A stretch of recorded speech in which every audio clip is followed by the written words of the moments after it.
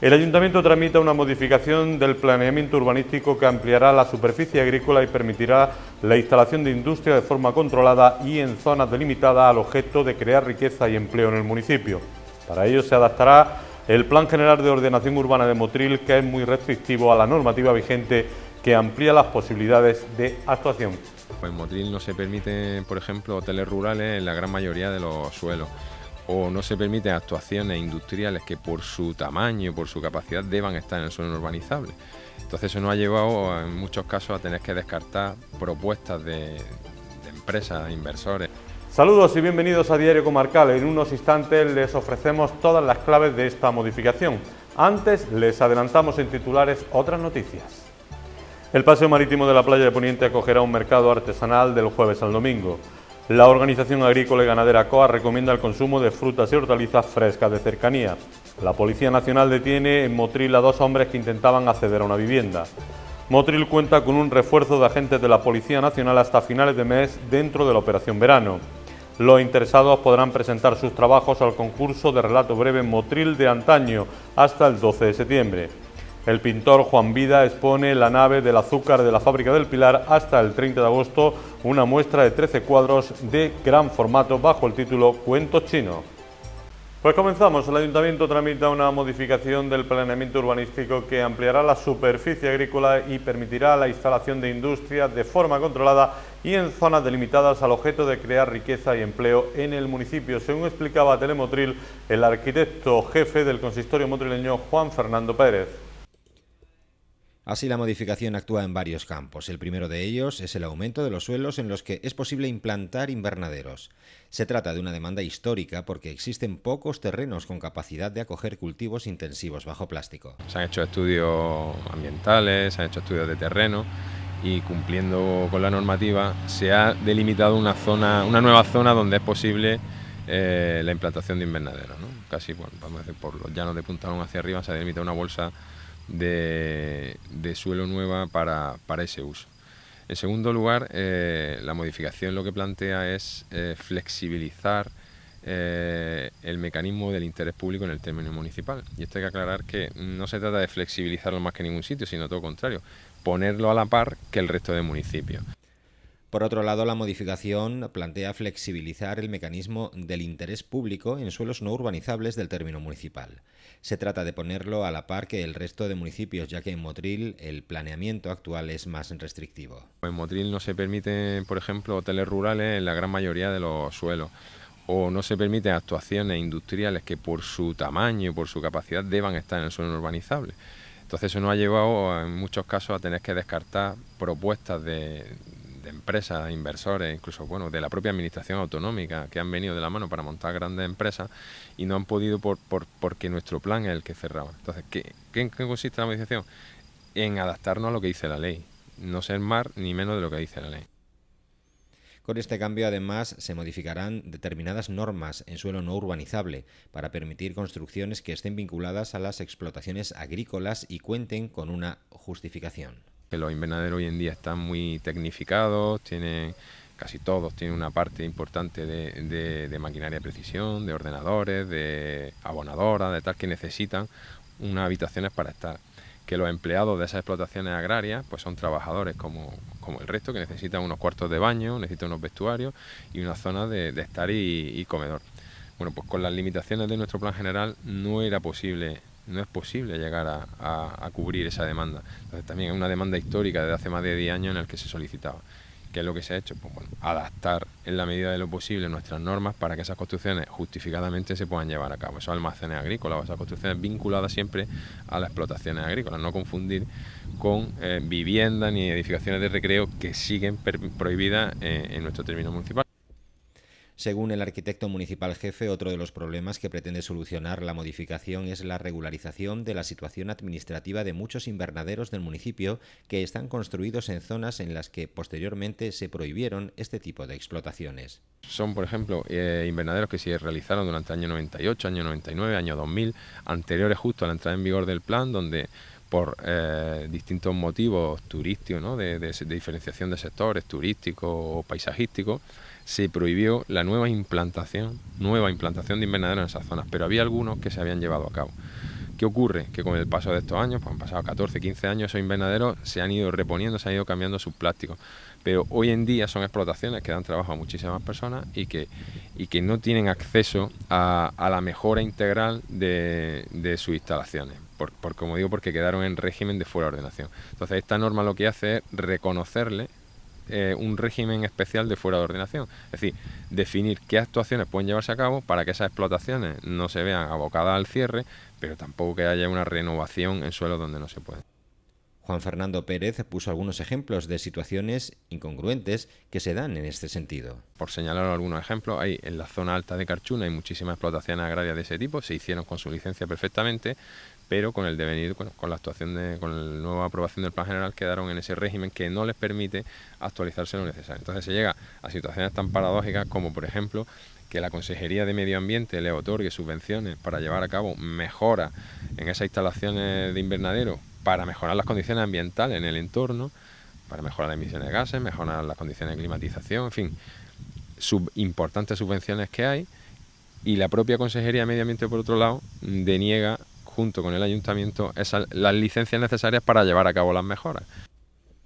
Para finalizar, la modificación también pretende subsanar otra serie de deficiencias en el planteamiento detectadas en la última década.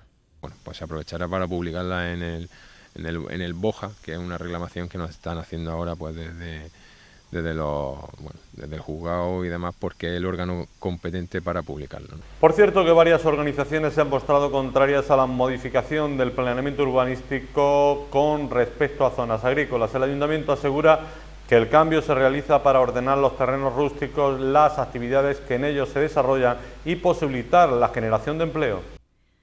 Así, Juan Fernando Pérez aclaró que el cambio no supone una recompensa para los infractores, sino que supondrá que tengan las mismas obligaciones que quienes desarrollan su actividad de manera legal y permitirá la instalación de nuevas explotaciones e industrias en determinadas zonas. Son construcciones que en cualquier caso ya se hicieron con licencia, tanto los invernaderos como las construcciones que habíamos, los cortijos, que ya están prescritos, ya no podemos hacer nada contra ellos, ya están ahí en el medio ambiente y no podemos, el Ayuntamiento no tiene capacidad, ni el Ayuntamiento ni ningún juzgado, nadie, de llevar a cabo su demolición.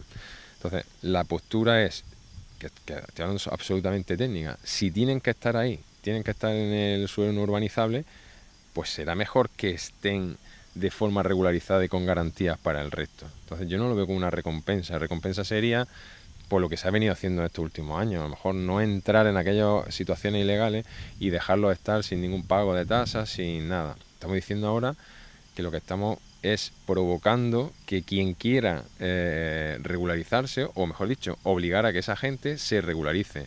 Por lo tanto, tendrán que pagar sus tasas, tendrán que llevar a cabo unas obras de mejora.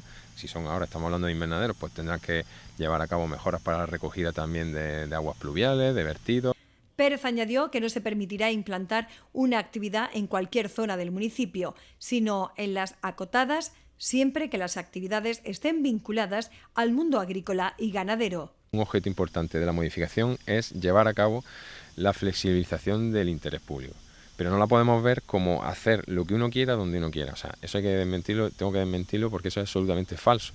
El mecanismo del interés público está definido en la ley del suelo y está previsto para aquellas actividades que tengan que desarrollarse en suelo rústico, o sea, esa es la primera condición, hay que acreditar que una actividad se tenga que desarrollar en suelo no urbanizable, pues habilitar los mecanismos necesarios para que se pueda. Y esos mecanismos también, déjame que os explique, son muy complejos y tienen muchas garantías para la ciudadanía. No es el otorgamiento de una licencia. El interés público pasa por, en primer lugar, acreditar, como digo, técnicamente ante el ayuntamiento que esa actividad es necesaria en ese sitio y que no provoca ninguna afección.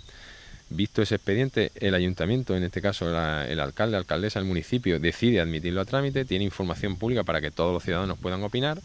A continuación hay que requerir un informe a la Junta de Andalucía que va a entrar a analizar si realmente esa actividad cumple lo que la Ley de Ordenación Urbanística de Andalucía determina o no, y si la Junta de Andalucía entiende que está dentro de lo que la ley permite, a continuación pasa por el pleno del ayuntamiento, donde todos los concejales del ayuntamiento se tienen que pronunciar respecto a esa actividad.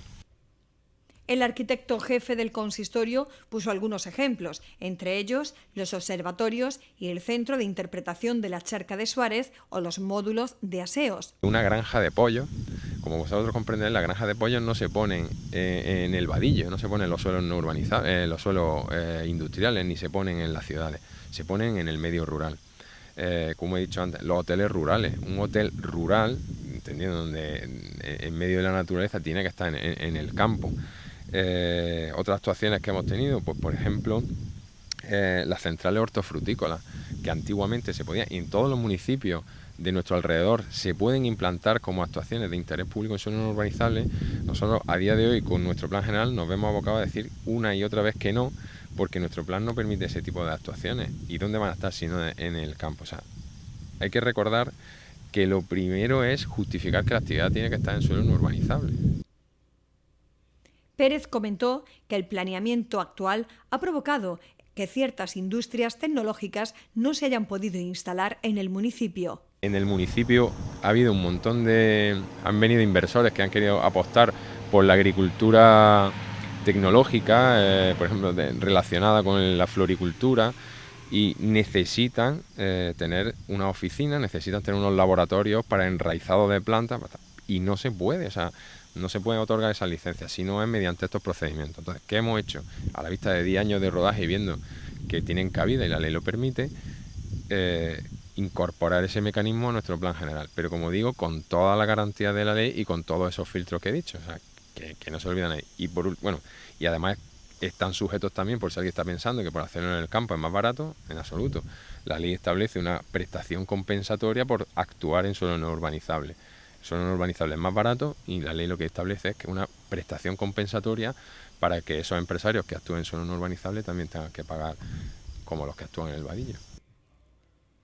El arquitecto añadió que las explotaciones industriales que se instalan en suelo rústico además tienen que pagar una compensación económica por crearse en suelo rústico y no urbano.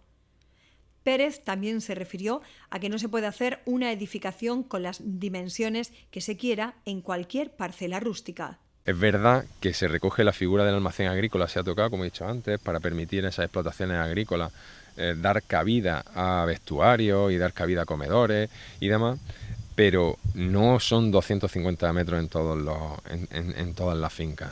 Solo son en aquellas fincas donde hay una explotación agrícola o donde... Entender que, claro, la licencia se da o bien cuando la actuación ya está o cuando se está implantando, pero siempre está condicionada a la existencia de una explotación agrícola, donde se exige que haya un promotor agrícola, es decir, que haya una actividad agrícola demostrable. Eso es un requisito básico. Y luego, no es en cualquier finca, o sea, tiene que ser en esa agrícola y en aquellas donde el plan determina que se pueda desarrollar explotación agrícola. Y no son 250 metros. 250 metros es el máximo posible, pero se otorga a razón del 1% de la finca. Es decir, para poder hacer los 250 metros se tiene que tener una superficie superior a los 25.000 metros, de 25.000 en adelante. Con lo cual, la finca media de Motril de 2.500 metros, es decir, los 5 marjales, pues estaríamos hablando que lo que permite la norma, si tenemos una explotación agrícola, que también va a ser difícil justificar una explotación agrícola de tan solo 5 marjales, pero si se acreditara que hay una explotación agrícola en esos 5 marjales, estaríamos hablando de 25 metros, que básicamente es lo que ya existía con anterioridad. Para finalizar, el técnico también justificó la modificación porque realmente no hay mucho suelo disponible en el que crear invernaderos. Lo cierto es que hay mucho suelo vacante del que ya era posible, pero está en manos de propietarios privados que, sabiendo que son los únicos propietarios, pues marcan el valor del suelo. Eso hace que determinadas explotaciones o determinados inversores agrícolas o familias que ven ahí la salida no puedan adquirir esos terrenos. Entonces, como he dicho, se ha hecho un análisis exhaustivo con su correspondiente estudio de impacto ambiental, con su estudio dependiente, con el estudio de las normas superiores del plan subregional y del plan de ordenación del territorio de Andalucía, y se ha definido una zona, que son esos 6 millones de metros cuadrados, donde es posible cambiar de categoría, es decir, se va a cambiar la clasificación, pero con todas las garantías. Quiero decir, nosotros hemos hecho un estudio, planteamos que es posible, que aunque hay zonas donde la pendiente es verdad que se va al 20%, se pueden llevar a cabo movimientos de tierra para reducir esas pendientes con todas las garantías conforme a la legislación vigente.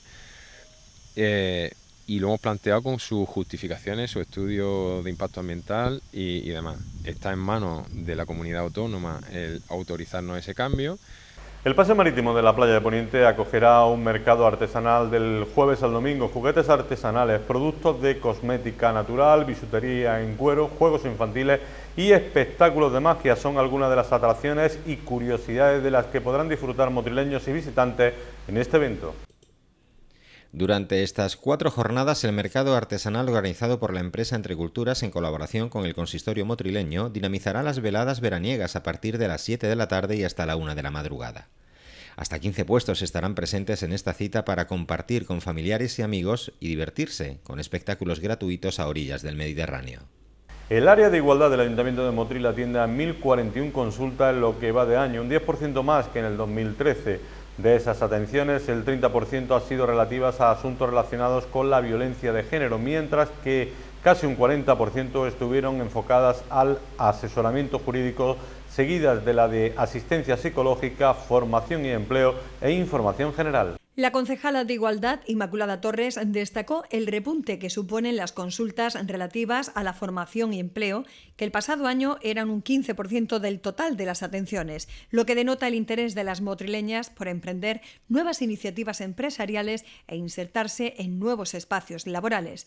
En cuanto al resumen de actuaciones, talleres, charlas u otras iniciativas organizadas en 2014 por la concejalía fueron medio centenar y contaron con una participación de 1.655 mujeres. De estas, la que mayor interés suscitaron fueron aquellas enfocadas en la participación y cooperación mutua, las relacionadas con el género y la cultura o las de corresponsabilidad. Inmaculada Torres ha continuado relatando que el área municipal, junto a la familia de Araceli Morales, motrileña fallecida a manos de su pareja el pasado mes de junio, siguen teniendo en marcha la campaña de recogida de firmas para solicitar que los maltratadores cumplan de forma íntegra sus condenas. La iniciativa, a la que se han sumado 2.000 ciudadanos con sus rúbricas, fue acordada por unanimidad durante la Comisión de Violencia de Género de nuestra ciudad, celebrada el pasado 4 de julio. Así, estas firmas serán remitidas al Ministerio del Interior, a los juzgados de vigilancia penitenciaria y al Consejo General del Poder Judicial para instarles con urgencia a emprender esta medida.